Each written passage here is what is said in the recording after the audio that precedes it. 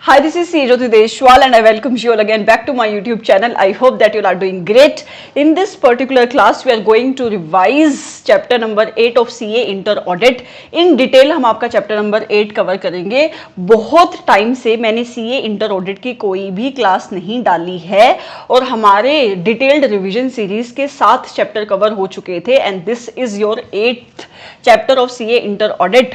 इस particular class में, इस पर्टिकुलर रिवीजन लेक्चर में we are going to cover ऐसे नंबर 520. बहुत ही छोटा सा स्टैंडर्ड है लेकिन एग्जाम के पर्सपेक्टिव से बहुत इंपॉर्टेंट स्टैंडर्ड है.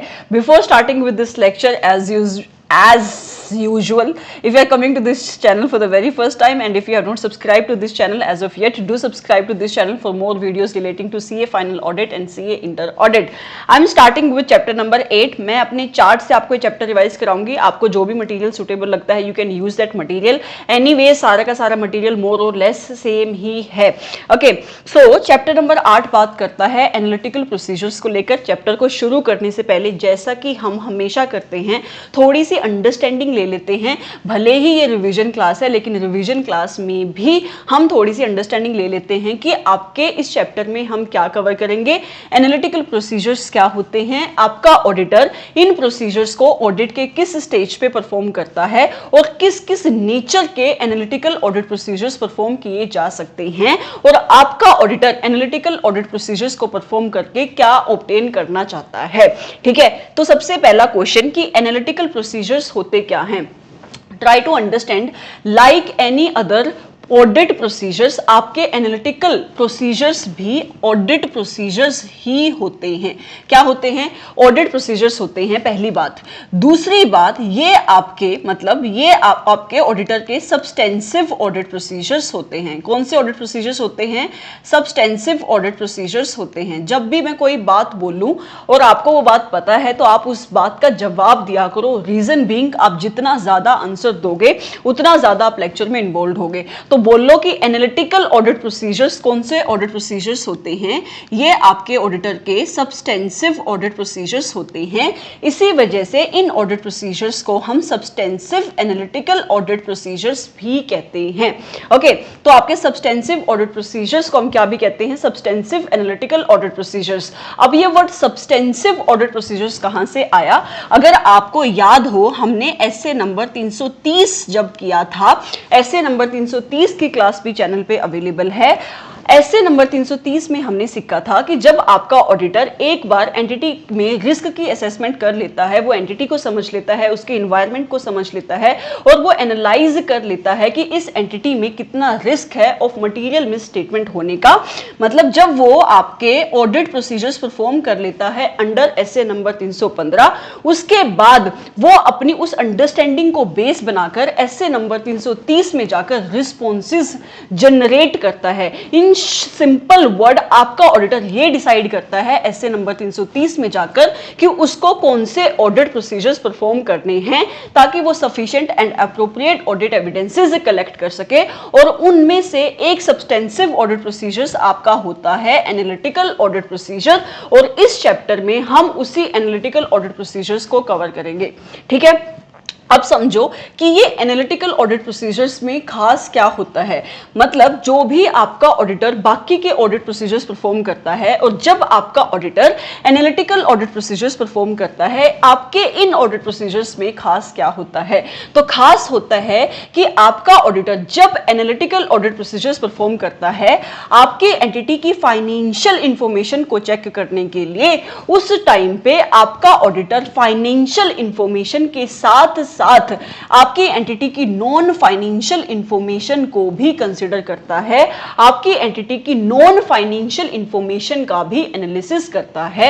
मतलब आपका ऑडिटर आपकी एंटिटी की फाइनेंशियल स्टेटमेंट्स को चेक करने के लिए, फाइनेंशियल इंफॉर्मेशन को चेक करने के लिए, मतलब उसके जर्नल, उसके लेजर, उसके ट्रायल बैलेंस को चेक करने के लिए आपका ऑडिटर एंटिटी की financial plus non financial information के बीच में जब रिलेशनशिप रिलेशनशिप एस्टैब्लिश करता है, वो दोनों इंफॉर्मेशन को साथ साथ में कंसीडर करके कंफर्ट लेना चाहता है, इस टाइप के ऑडिट प्रोसीजर्स को कहते हैं एनालिटिकल ऑडिट प्रोसीजर्स। अब दूसरा क्वेश्चन आता है कि मैम हमारा ऑडिटर किस नेचर के एनालिटिकल ऑडिट प्रोसीजर्स परफॉर्म कर सकता है। तो आपका एसए नंबर 520 कहता है कि आपका ऑडिटर दो नेचर, मतलब जिस नेचर के ऑडिट प्रोसीजर्स आपका ऑडिटर परफॉर्म कर सकता है वो दो नेचर के हो सकते हैं। नंबर 1, आपका ऑडिटर या तो कंपैरिजंस कर सकता है, क्या कर सकता है, या तो आपका ऑडिटर कंपैरिजंस कर सकता है। दूसरा, आपका ऑडिटर रिलेशनशिप एस्टैब्लिश कर सकता है, रिलेशनशिप एस्टैब्लिश कर सकता है।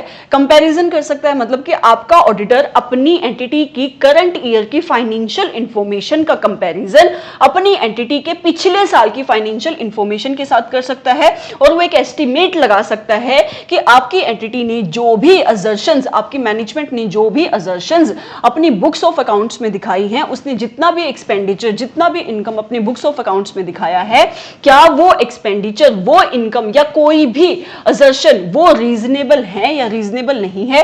वो एक कंपैरिजन कर लेगा आपकी एंटिटी की पिछले साल की फाइनेंशियल इंफॉर्मेशन के साथ। एग्जांपल देती हूं, एक मान लो आपकी मैनेजमेंट कहती है कि इस साल मेरी सेल्स में इंक्रीज हुआ है 2% का। क्या हुआ है, चलो इस एग्जांपल को रहने देते हैं, इसमें मुझे इंडस्ट्री एवरेज का आपको एग्जांपल देना पड़ेगा।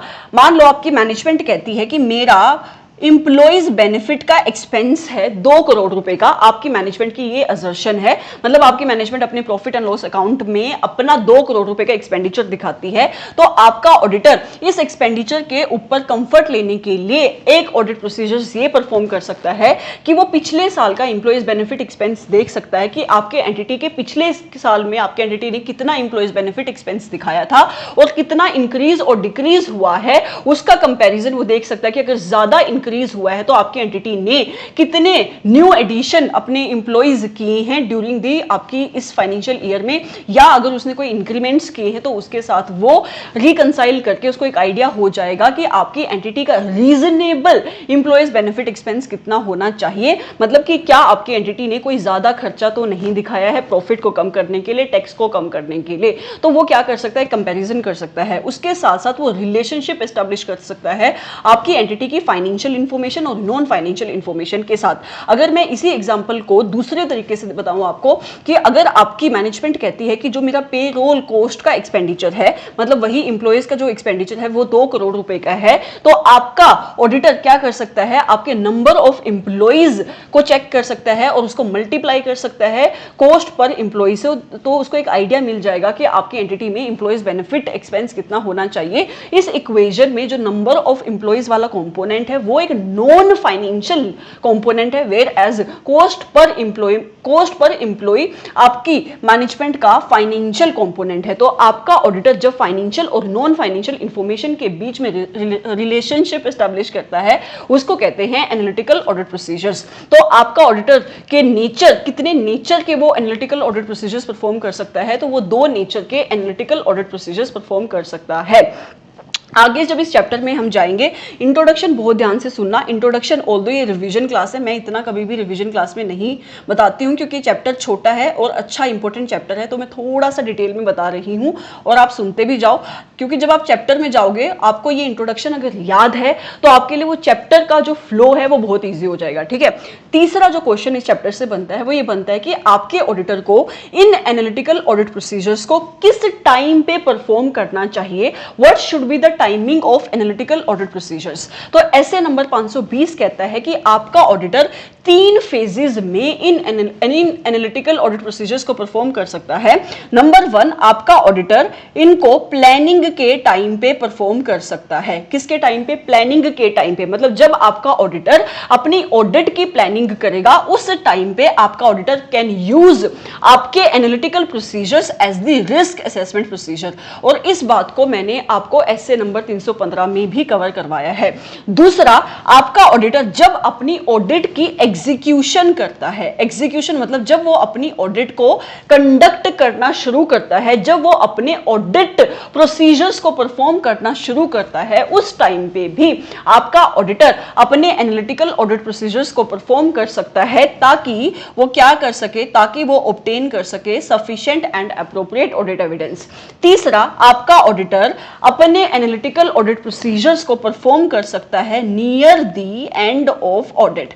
कहां पे कर सकता है? Near the end of audit, in order to ensure कि जो भी उसकी अंडरस्टैंडिंग थी एंटिटी को लेकर वो कंसिस्टेंट है या कंसिस्टेंट नहीं है, राइट। तो आपका ऑडिटर 3 फेजेस में, मतलब 3 जगह पे, 3 टाइम पे आपके एनालिटिकल ऑडिट प्रोसीजर्स को परफॉर्म कर सकता है। Now I am going to the chapter कि आपके चैप्टर में, आपके स्टैंडर्ड में कौन कौन से कंसेप्ट कवर है। आई एम श्योर कि आपको एक बेस बन गया होगा, आपकी ये रिवीजन क्लास है तो आपको पहले से ही पता होगा कि एनालिटिकल ऑडिट प्रोसीजर्स क्या होते हैं। बट अगर आपको नहीं भी पता था तो भी ये एक इंट्रोडक्शन देकर आपको एक अंडरस्टैंडिंग होगी कि क्या होते हैं एनालिटिकल ऑडिट प्रोसीजर्स। ओके, अब आते हैं हम आपके चैप्टर पे। पहला क्वेश्चन आपके चैप्टर में बनता है, वो है what do you mean by analytical audit procedures, मतलब क्या होता है एनालिटिकल ऑडिट प्रोसीजर्स का, एज पर एसए नंबर 520, जो मैंने आपको अभी अभी बताया कि analytical procedures refers to those audit procedures जिसकी हेल्प से आपका ऑडिटर इवैल्यूएशन करता है, मतलब चेकिंग करता है आपकी एंटिटी की फाइनेंशियल इंफॉर्मेशन को, मतलब जर्नल को, लेजर को, ट्रायल बैलेंस को, और उस इवैल्यूएशन को वो करता है through the analysis of financial and non financial information, मतलब by making and establishing a relationship between financial and non financial information. इस टाइप के ऑडिट प्रोसीजर्स को कहते हैं एनालिटिकल ऑडिट प्रोसीजर्स। उसके साथ साथ आपके एनालिटिकल ऑडिट प्रोसीजर्स में वो इन्वेस्टिगेशंस भी आती हैं जो आपका ऑडिटर करेगा अगर उसको कोई भी इनकंसिस्टेंसी मिलती है, मतलब कि आपके ऑडिटर ने एनालिटिकल ऑडिट प्रोसीजर्स को परफॉर्म करके कोई इंफॉर्मेशन ऑब्टेन करी और आपके ऑडिटर ने सेम असर्शन के ऊपर कोई और ऑडिट प्रोसीजर्स परफॉर्म करके इंफॉर्मेशन ऑब्टेन करी और उन दोनों इंफॉर्मेशन में मिसमैच है, इनकंसिस्टेंसी है, तो उस इनकंसिस्टेंसी को रिजोल्व करने के लिए आपका ऑडिटर जो इन्वेस्टिगेशन करता है, जो भी चेकिंग करता है, उसमें से एक इन्वेस्टिगेशन होती है कि आपका ऑडिटर इंक्वायरी करता है मैनेजमेंट से। उस टाइप की इन्वेस्टिगेशन को, उस टाइप की इंक्वायरी को भी हम क्या कहते हैं? Analytical audit procedures. उसके साथ साथ अगर आपके ऑडिटर को कोई भी इनकंसिस्टेंसी मिलती है, आपकी एक्सपेक्टेड वैल्यू और रिकॉर्डेड अमाउंट्स के बीच में कोई भी डिफरेंस मिलता है, उस डिफरेंस को रिजोल्व करने के लिए आपका ऑडिटर जो इन्वेस्टिगेशन परफॉर्म करता है, उस इन्वेस्टिगेशन को भी एनालिटिकल ऑडिट प्रोसीजर्स कहते हैं। एग्जाम में आपको याद करने के लिए ये वाला पॉइंट, ये वाली डेफिनेशन बाय हार्ट याद होनी चाहिए। ओके, बस अभी हमने इतना ही समझा कि क्या होते हैं एनालिटिकल ऑडिट प्रोसीजर्स। एक बार फिर से बता दो कि एनालिटिकल ऑडिट प्रोसीजर्स क्या होते हैं। It refers to those audit procedures with the help of which your auditor makes the evaluation of the financial information of the entity through analysis of the financial and non financial information, right. Moving forward to second question, जो बात करता है कि nature क्या होता है आपके analytical audit procedures का, मतलब किस टाइप से आपका auditor analytical audit procedures perform कर सकता है। ऐसे 520 कहता है कि आपका ऑडिटर कंपैरिजंस कर सकता है। मैंने आपको इंट्रोडक्शन में ही बताया, कंपैरिजंस कर सकता है एक तो वो, दूसरा वो रिलेशनशिप बना सकता है, मतलब वो रिलेशनशिप एस्टैब्लिश कर सकता है। कंपैरिजन कर सकता है वो आपकी फाइनेंशियल इंफॉर्मेशन का, किसके साथ कंपैरिजन करने के लिए दूसरा कोई कंपोनेंट अवेलेबल होना चाहिए, तो वो फाइनेंशियल इंफॉर्मेशन का कंपैरिजन कर सकता है आपकी एंटिटी की प्रायर पीरियड की इंफॉर्मेशन के साथ, जैसे मैंने आपको एग्जांपल दिया एम्प्लॉइज बेनिफिट एक्सपेंस वाला। दूसरा, या फिर वो कंपैरिजन कर सकता है आपके एंटिटी के बजट्स के साथ, एंटिसिपेटेड रिजल्ट्स के साथ।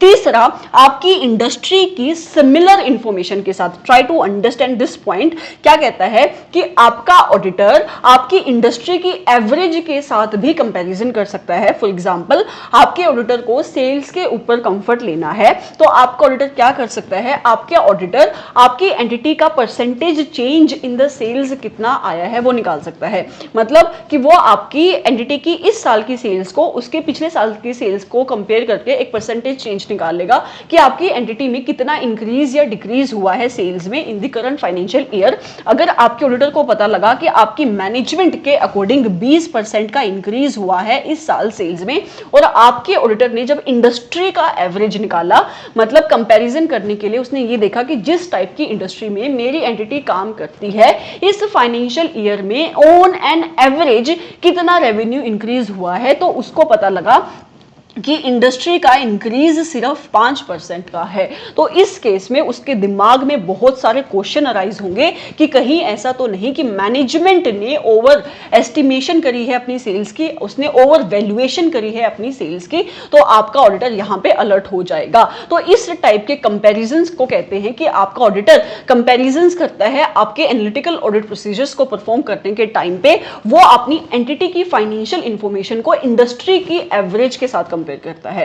ओके, फिर कहता है कि एनालिटिकल प्रोसीजर्स में आपका ऑडिटर रिलेशनशिप बना सकता है between the element of the financial information, मतलब जो भी उसको फाइनेंशियल इंफॉर्मेशन दी है उसके एलिमेंट के बीच में वो क्या कर सकता है, रिलेशनशिप बना सकता है। इसका एक एग्जांपल ले लो, ग्रॉस मार्जिन रेशियो। आपका ऑडिटर जब एनालिटिकल ऑडिट प्रोसीजर्स परफॉर्म करता है उस टाइम पे बहुत सारी रेशियोज निकालता है, और gross margin ratio is one of those examples. Gross margin ratio में ग्रॉस मार्जिन रेशियो में आपका मार्जिन और आपकी रेवेन्यू दोनों ही कंपोनेंट फाइनेंशियल नेचर के हैं। तो आपका ऑडिटर जब एनालिटिकल ऑडिट प्रोसीजर्स परफॉर्म करता है उस टाइम पे वो फाइनेंशियल एलिमेंट के बीच में रिलेशनशिप एस्टैब्लिश कर सकता है, या तो वो फाइनेंशियल या नॉन फाइनेंशियल इंफॉर्मेशन के बीच में भी रिलेशनशिप एस्टैब्लिश कर सकता है। मैंने एग्जांपल आपको इंट्रोडक्शन में ही दिया। फॉर एग्जांपल, आपका ऑडिटर जब पेरोल कॉस्ट को चेक कर रहा था उस टाइम पे उसने क्या किया, पेरोल कॉस्ट का कंपैरिजन किया नंबर ऑफ एम्प्लॉइज के साथ इन ऑर्डर टू नो कि आपकी एंटिटी ने जितना एम्प्लॉइज बेनिफिट का एक्सपेंस दिखाया है या पेरोल का खर्चा दिखाया है, कंसीडरिंग कि उसमें कितने नंबर ऑफ एम्प्लॉइज काम करते हैं, क्या वो रीजनेबल है या रीजनेबल नहीं है। तो यहां पे जो नंबर ऑफ एम्प्लॉइज वाला पोर्शन है वो एक नॉन फाइनेंशियल नेचर का पोर्शन है। तो आपका ऑडिटर फाइनेंशियल और नॉन फाइनेंशियल इंफॉर्मेशन के बीच में रिलेशनशिप एस्टैब्लिश करके भी एनालिटिकल ऑडिट प्रोसीजर्स परफॉर्म कर सकता है। Right, moving forward to next question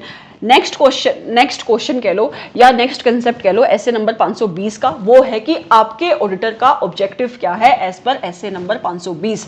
तो स्टैंडर्ड कहता है कि हमारे ऑडिटर का ऑब्जेक्टिव है कि उसको ऑब्टेन करने हैं relevant and reliable audit evidences while performing the substantive analytical audit procedures. In simple word, आपका ऑडिटर का ऑब्जेक्टिव है कि उसको क्या ऑब्टेन करने हैं, एनालिटिकल ऑडिट प्रोसीजर्स को परफॉर्म करके sufficient and appropriate audit evidence. उसके साथ साथ आपके ऑडिटर को डिजाइन करना है और एनालिटिकल ऑडिट प्रोसीजर्स को परफॉर्म करना है near the end of audit, मतलब जैसे ही ऑडिट खत्म होने वाली होगी उस टाइम पे भी स्टैंडर्ड कहता है कि आपके ऑडिटर को एनालिटिकल ऑडिट प्रोसीजर्स लगाने हैं ताकि वो एक कंक्लूजन फॉर्म कर सके कि उसकी financial statement are consistent with auditor understanding of the financial statement. मतलब जो भी आपके ऑडिटर की अंडरस्टैंडिंग थी एंटिटी को लेकर, एंटिटी की फाइनेंशियल स्टेटमेंट को लेकर, जब वो ऑडिट करके कंक्लूजन पे पहुंच गया है उस टाइम पे भी उसकी अंडरस्टैंडिंग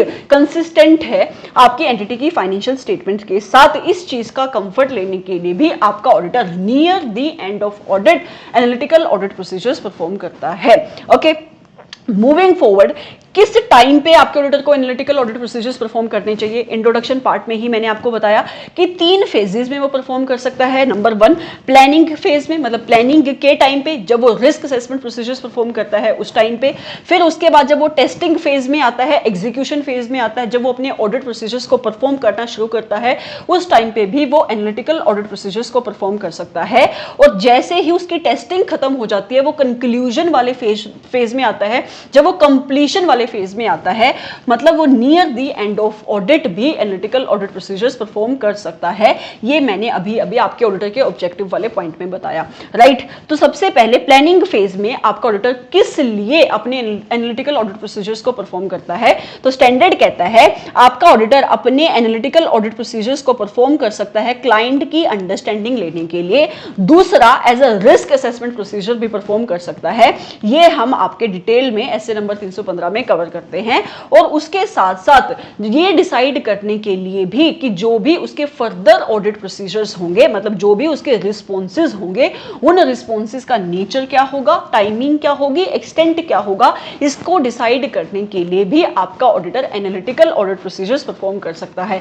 इन शॉर्ट बोलूं, प्लानिंग फेज में मतलब जब आपका auditor risk assessment procedures perform करता है, एंटिटी को समझता है, उसके एनवायरनमेंट को समझता है, और एंटिटी को समझकर, उसके एनवायरनमेंट को समझकर रिस्क की असेसमेंट करके जब आपका ऑडिटर रिस्पॉन्सेज जनरेट करता है, वो ये डिसाइड करता है कि जो भी उसके फर्दर ऑडिट प्रोसीजर्स होंगे उनका नेचर, टाइमिंग और एक्सटेंट क्या होगा।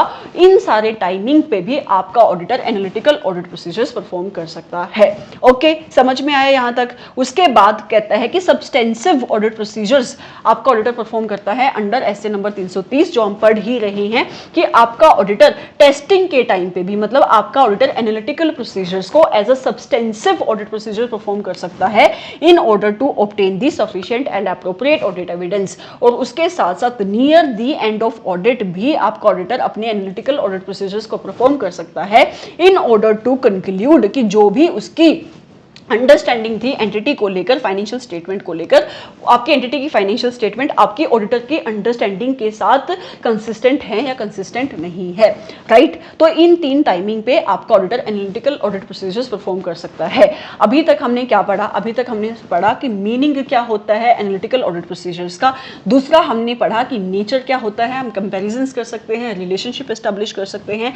उसके बाद हमने अंडरस्टैंड किया कि किस टाइमिंग पे हमें एनालिटिकल ऑडिट प्रोसीजर्स परफॉर्म करने हैं और आपके ऑडिटर का ऑब्जेक्टिव क्या होता है while performing the analytical audit procedures as per SA number 520। Speed आपको कम लग रही होगी, मैंने जानबूझ के थोड़ी सी स्पीड कम करी है। रीजन बीइंग ये स्टैंडर्ड अच्छा स्टैंडर्ड है और बहुत सारे बच्चों को थोड़ा सा टेक्निकल स्टैंडर्ड लगता है। I don't know what is happening with me today, but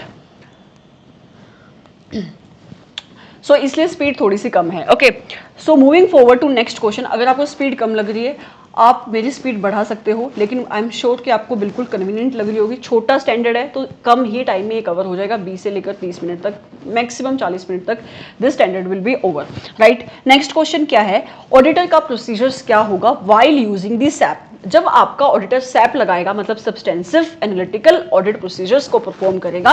क्यों परफॉर्म करता है वो बताओ? ताकि वो क्या ऑब्टेन कर सके, sufficient and appropriate audit evidence collect कर सके। तो वो सैप को लगाने के लिए कुछ स्टेप्स लगाता है, राइट। और ये स्टेप्स इंडिविजुअली बहुत इंपॉर्टेंट है आपको याद करने के लिए, और ऐसे नंबर 520 की जान ही ये स्टेप्स हैं। तो स्टेप नंबर 1, जब वो ये सोच रहा है कि क्या मुझे सब्सटेंसिव एनालिटिकल ऑडिट प्रोसीजर्स को यूज करना चाहिए as a substantive audit procedures, ताकि मैं sufficient and appropriate audit evidences को कलेक्ट कर सकूं, उस टाइम पे आपका ऑडिटर सबसे पहले डिटरमाइन करता है सूटेबिलिटी ऑफ सैप, राइट। तो आपका ऑडिटर क्या देखेगा कि जो मैं सैप लगाना चाह रहा हूं क्या वो सूटेबल भी है या नहीं। तो सबसे पहला स्टेप है कि आपके ऑडिटर को डिसाइड करना पड़ेगा, डिटरमाइन करनी पड़ेगी suitability of SAP. Suitability of SAP किन फैक्टर्स के ऊपर डिसाइड होती है, किन फैक्टर के ऊपर डिपेंडेंट होती है, यहां से इंस्टीट्यूट आपसे सेपरेटली क्वेश्चन पूछ सकता है, राइट। इंपॉर्टेंट ये आपका एरिया है ऐसे नंबर 520 का। तो पहला फैक्टर जिसके ऊपर सुटेबिलिटी ऑफ सैप डिपेंड करती है वो है availability of data. Availability of data, जितना अच्छे से आपकी एंटिटी का डाटा अवेलेबल होगा आपके ऑडिटर के पास, उतने अच्छे से वो सैप लगा पाएगा, राइट। तो यही यहाँ पे लिखा है कि it will facilitate the applicability of effective procedures. Second is the disaggregation of data. Disaggregation of data का मतलब है कि आपकी एंटिटी ने जो आपके ऑडिटर को डाटा दिया है वो किस फॉर्म का डाटा है। डिसएग्रीगेशन का मतलब है कि आपका डाटा कितने पार्ट्स में डिवाइडेड है। फॉर एग्जाम्पल, अगर आपकी मैनेजमेंट ने एक तो आपको एक नॉर्मल सेल्स की शीट दे दी कि आप ये करो, ये हमारी सेल्स की शीट है, आप इसे सेल्स की चेकिंग कर लो। दूसरा, आपकी एंटिटी ने ग्रैनुलर डाटा दिया, मतलब उसमें प्रोडक्ट वाइज सेल्स भी थी, एरिया वाइज सेल्स भी थी, मंथली रिकंसिलिएशंस भी थी। तो इससे क्या होगा कि आपके ऑडिटर को एक बेटर अंडरस्टैंडिंग होगी, वो बेटर कंपैरिजन कर पाएगा। तो जब भी डिसएग्रीगेशन होती है डाटा की, वहां पे आपका ऑडिटर ज्यादा अच्छे से सैप को लगा पाता है। तीसरा फैक्टर इज अकाउंट टाइप, किस टाइप के अकाउंट के ऊपर आप सैप लगाना चाह रहे हो। जनरली जो आपके सैप होते हैं वो ज्यादा इफेक्टिव होते हैं इनकम और एक्सपेंस के अकाउंट के ऊपर एज कंपेयर्ड टू कोई भी अगर आपका बैलेंस शीट का अगर कोई अकाउंट है उसके रिलेशन में जब भी आपका ऑडिटर इनकम और एक्सपेंस के अकाउंट के ऊपर सैप लगाता है वो ज्यादा इफेक्टिव होते हैं। रीजन बीइंग आपका ऑडिटर एक ट्रेंड को एस्टैब्लिश कर पाता है। लेकिन बैलेंस शीट पे क्या होता है कि बैलेंस शीट पे आपका as on date balance show होता है, तो वहां पे ट्रेंड को एस्टैब्लिश करना is not that much easy, right. फिर अगला फैक्टर जिसके ऊपर सूटेबिलिटी डिपेंड करती है वो है सोर्स, कि आपके ऑडिटर को इंफॉर्मेशन किस सोर्स से आ रही है।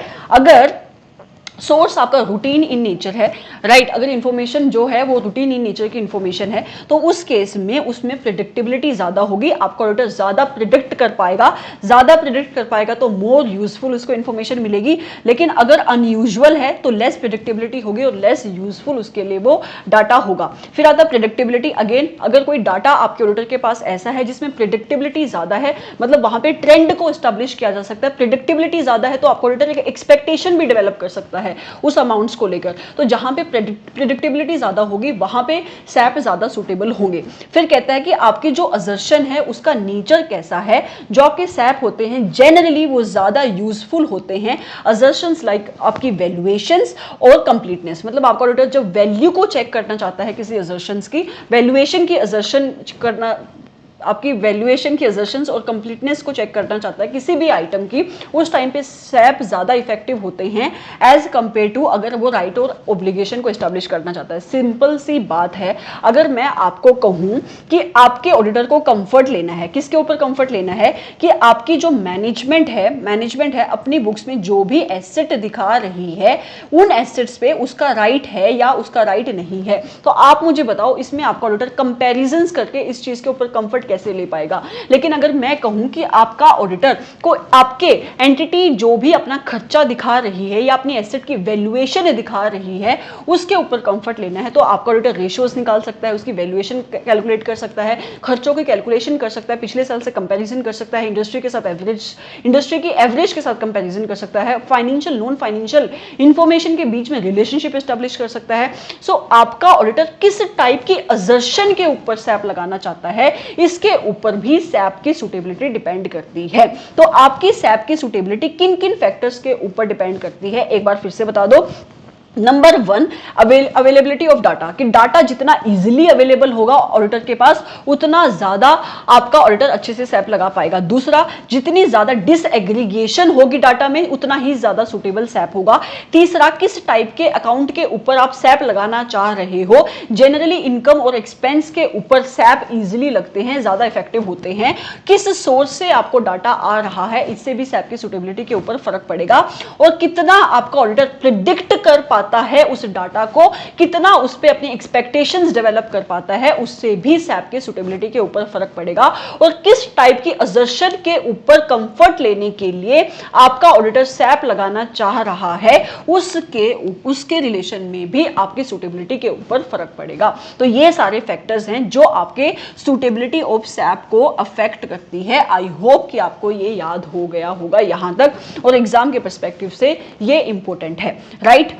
मूविंग फॉरवर्ड, जब आपका ऑडिटर एक बार सूटेबिलिटी ऑफ सैप को डिसाइड कर लेगा, मतलब वो ये इन फैक्टर्स को कंसीडर करके इस डिसीजन पे पहुंच जाएगा कि मेरे जो सैप है वो मेरे लिए एक सूटेबल ऑडिट प्रोसीजर्स हैं, उसके बाद आपका ऑडिटर दूसरा स्टेप क्या परफॉर्म करता है, वो इवेल्युएट करता है रिलायबिलिटी ऑफ डाटा, कि जो भी आपकी मैनेजमेंट ने आपके ऑडिटर को डाटा दिया है, इंफॉर्मेशन दी है, वो कितनी रिलायबल है उसकी इवेल्युएशन करता है। और उस इवेल्युएशन को करने के लिए वो रिलायबिलिटी कंपेटेबिलिटी किसके ऊपर डिपेंड करती है? नंबर 1, आपकी एंटिटी ने उस डाटा को किस सोर्स से ऑब्टेन किया है। जनरली जो भी डाटा आपकी एंटिटी थर्ड पार्टी से ऑब्टेन करती है, एक्सटर्नल टू ऑर्गेनाइजेशन ऑब्टेन करती है, वो ज्यादा रिलायबल होता है, राइट। दूसरा, जितनी ज्यादा उस डाटा में कंपेटेबिलिटी होगी उतना ज्यादा वो रिलायबल होगा, उतना ज्यादा ही वो इफेक्टिव होगा सैप के लिए। तीसरा, nature and relevance of information.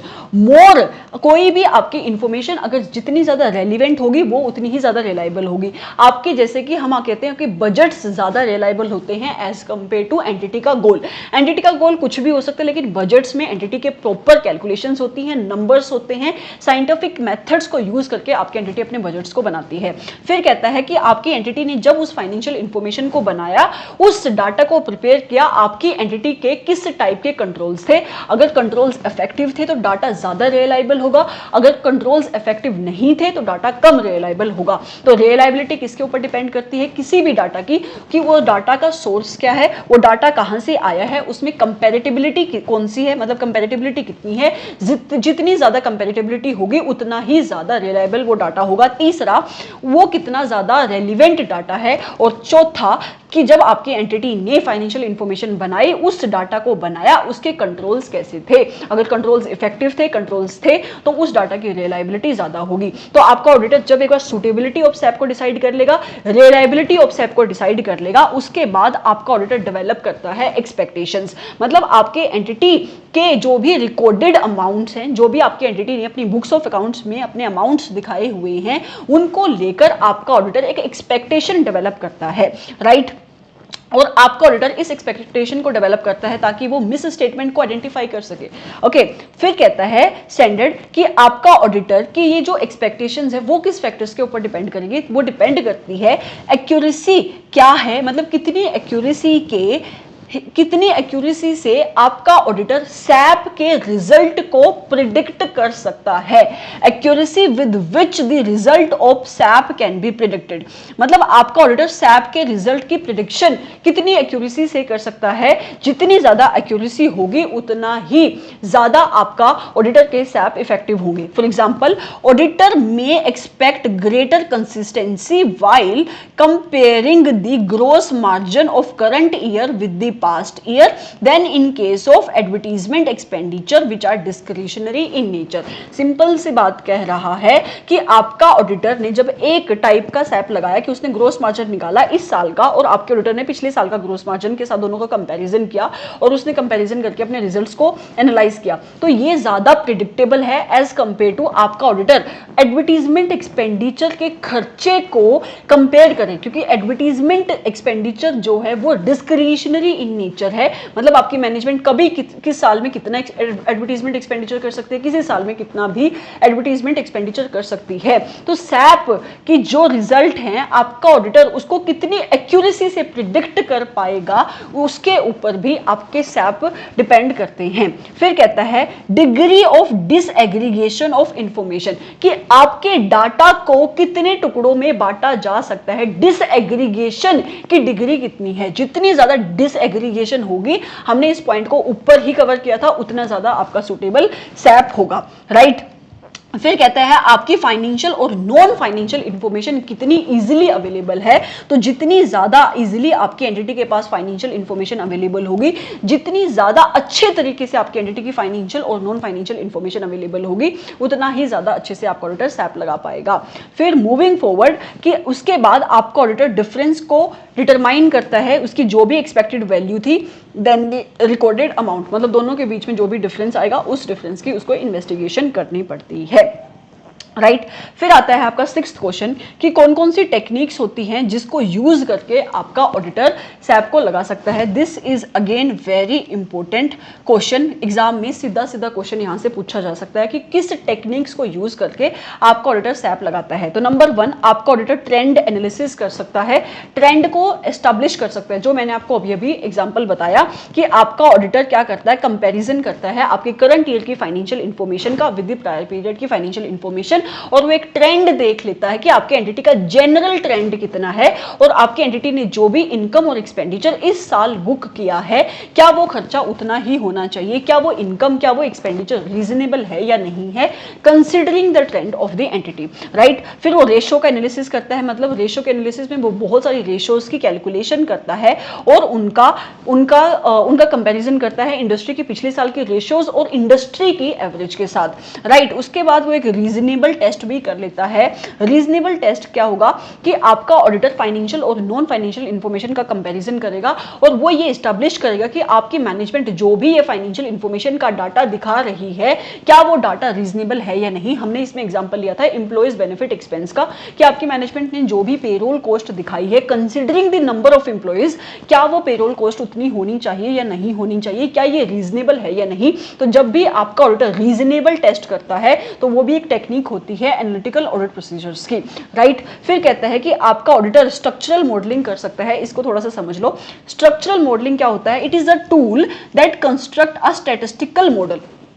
एक ये टूल होता है जो एक मॉडल देता है, मतलब एक स्टैटिस्टिक मॉडल प्रोवाइड करता है आपके ऑडिटर को कहां से आपकी एंटिटी की फाइनेंशियल और नॉन फाइनेंशियल इंफॉर्मेशन से वो इंफॉर्मेशन जो उसके पास्ट ईयर्स की है और पास्ट ईयर की इंफॉर्मेशन को बेस बनाकर वो एक एस्टिमेट लगा पाता है कि करंट ईयर की पोजीशन क्या होनी चाहिए, right. For example linear regression जिसको आप फाउंडेशन में अपने स्टैट के चैप्टर में पढ़ते हो, okay. So these are the various technique. Number 1 trend analysis, इसको याद करने के लिए आप अपना नेचर याद कर सकते हो, कंपैरिजन, रेशियोज कैलकुलेट करता है वो। तीसरा रीजनेबलनेस टेस्ट करता है, हमने एग्जांपल लिया था एम्प्लॉइज बेनिफिट एक्सपेंस का, पेरोल कॉस्ट का। और स्ट्रक्चरल मॉडलिंग मतलब वो स्टैटिस्टिकल आपका टूल यूज करता है। स्टैटिस्टिकल टूल नहीं, आपके ऑडिटर को टूल ही प्रोवाइड कर देती है, tool of a statistical model, जहां पे आपका ऑडिटर अपने पिछले साल की फाइनेंशियल और नॉन फाइनेंशियल इंफॉर्मेशन को बेस बनाकर प्रिडिक्ट करता है आपके करंट ईयर की इंफॉर्मेशन को। मतलब कि जनरली अगर मैं आपके एंटिटी की फाइनेंशियल और non financial information of last years देखूं तो इस साल का मेरी एंटिटी का खर्चा या इनकम जिसके ऊपर भी आपके ऑडिटर को कंफर्ट लेना है वो कितना होना चाहिए, राइट। तो ये आपके कुछ टेक्निक है जो आपका ऑडिटर यूज कर सकता है। फिर कुछ और अदर टॉपिक्स जो आपके स्टैंडर्ड में कवर्ड हैं। Number 1 is investigation of the results of analytical procedures. मैंने आपको स्टार्टिंग में ही बताया था कि आपका auditor analytical audit procedures perform करता है, राइट। और एनालिटिकल ऑडिट प्रोसीजर्स में क्या आता है? नंबर 1 हमने वहां पे 2 पॉइंट देखे थे कि एक तो इवेल्युएशन करना फाइनेंशियल इंफॉर्मेशन की by establishing a relationship between financial and non financial information या analysis of financial and non financial information.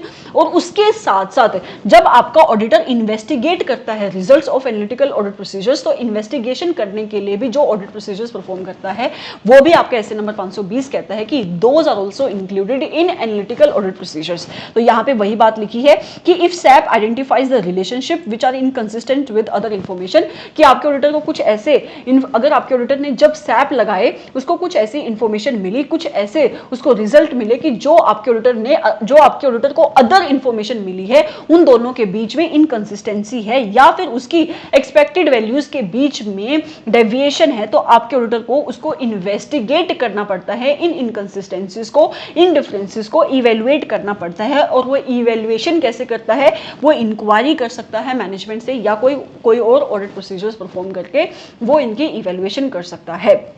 उसके बाद एक पॉइंट ये आता है कि जब भी आपका auditor public sector companies, public sector entities की ऑडिट करेगा और उस ऑडिट के टाइम पे अगर वो सोच रहा है कि as a substantive audit procedures मुझे सैप लगानी चाहिए, तो ये पॉइंट कहता है कि आपके ऑडिटर को कुछ स्पेसिफिक चीजों का ध्यान रखना पड़ेगा, राइट। वो कहता है कि number 1 the relationship between the financial statement item may not be relevant in government entities. Generally ऐसा होता है कि आपकी एंटिटी रेवेन्यू और आपके एक्सपेंडिचर के बीच में एक रिलेशनशिप एस्टेब्लिश किया जा सकता है, राइट। कि आपकी एंटिटी उतना ही खर्चा बुक करती है जितना वो एक्सपेक्ट करती है कि इतना खर्चा बुक करके मैं अपने इतना रेवेन्यू कमा पाऊंगी। इसको आप कौन सा कंसेप्ट कहते हो 11th क्लास में? Matching concept, right. तो आपका, लेकिन जो गवर्नमेंट एंटिटीज होती है वहां पे इस रिलेशनशिप को एस्टेब्लिश करना इजी नहीं होता है। तो ये पॉइंट कहता है कि there is very little relationship between revenue and expenditure in this entity. तो आपका ऑडिटर एस्टेब्लिश नहीं कर पाता है रेवेन्यू और एक्सपेंडिचर के बीच में रिलेशनशिप, तो वहां पे सैप लगाना उसके लिए थोड़ा सा मुश्किल होता है। उसके बाद ये भी कहता है कि also expenditure on the asset may not be capitalised in case of government companies. बहुत सारी ऐसी पीएसयूज होती हैं जहां पे एसेट के खर्चे को वो कैपिटलाइज नहीं करते बट अपनी फाइनेंशियल स्टेटमेंट्स में रिपोर्ट करते हैं, और इंडस्ट्री का डाटा वहां पे बहुत मुश्किल से अवेलेबल होता है क्योंकि उसकी इंडस्ट्री में गवर्नमेंट एंटिटीज ही कम होती हैं। तो इंडस्ट्री का डाटा होने के लिए, इंडस्ट्री की एवरेज निकालने के लिए उस इंडस्ट्री में बाकी पीएसयूज होनी चाहिए, क्योंकि पीएसयूज की और प्राइवेट कंपनीज की फंक्शनिंग अलग तरीके से होती है, उसके रूल्स रेगुलेशंस अलग तरीके से होते हैं, गवर्नमेंट उनके रूल्स बनाती है, उसमें गवर्नमेंट का स्टेक होता है, राइट। तो उसके अकाउंट्स अलग तरीके से बनते हैं, उनकी ऑडिट कैग करता है। So sometimes it becomes very difficult for auditor to apply SAP in case of public sector entities, right? So this was your essay number 520। बहुत ही मैंने कम स्पीड से इस स्टैंडर्ड को कवर करवाया है। रीजन बीइंग, एक तो आप स्टैंडर्ड के बच्चे नहीं हो। I have no idea what is happening with me today, but I am not going to record it again, so please bear with me. एक तो आप इंटर क्लास के बच्चे हो, और इंटर के बच्चे हो तो इसका मतलब आपकी अभी ऑडिट की नॉलेज इतनी ज़्यादा हाई नहीं है, और मुझे ऐसा लगता है कि कई बच्चे खुद से ऑडिट करने की कोशिश करते हैं, और ये स्टैंडर्ड बहुत सारी पॉइंट्स पे बच्चों के ऊपर बाउंस हो जाता है। इसी वजह से मैंने इसको थोड़ा सा कम स्पीड में करवाया है। आई होप कि आपको ये स्टैंडर्ड अच्छा लगा होगा, आई होप कि आपको ये रिवीजन अच्छी लगी होगी। अगर अच्छी लगी है, do like this video, do comment it if you want to comment it, do subscribe to this channel if you have not subscribe to this channel as of yet. Thank you so much for coming to this channel.